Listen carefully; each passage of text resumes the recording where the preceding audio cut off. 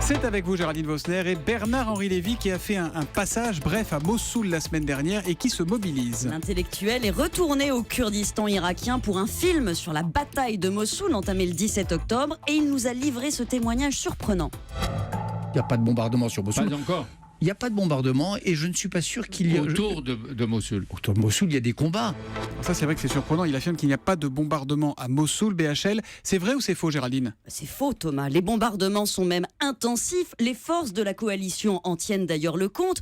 Depuis le début de l'offensive, le 17 octobre, les armées américaines, françaises, britanniques ont bombardé 43 fois la ville ou ses alentours. La France seule a détruit 54 objectifs, nous dit l'état-major, avec ses 36 rafales et 4 canons César engagés sur zone. Attendez, la région, Géraldine, c'est pas forcément la ville. Non, l'armée ne donne jamais la localisation exacte de ces frappes qui viennent en soutien à la progression au sol des soldats irakiens kurdes. Ils sont à 8 km de la ville, mais on sait que celle-ci est déjà frappée en prévision de l'assaut, justement. Nos envoyés spéciaux à Mossoul, Gwendoline de Bono, Didier François, recueillent chaque jour les témoignages d'habitants qui ont pu fuir la ville et ils racontent ces bombardements. C'est un checkpoint de Daesh qui a été détruit, des immeubles abritant un état-major de l'EI, un pont, des entrepôts. Ces frappes sont une réalité. La population d'ailleurs se terre, elle évite de sortir et il est évident qu'elles vont s'intensifier, Thomas, avec tout ce que cela implique pour les populations civiles. C'est donc un faux pour Bernard-Henri Lévy ce matin.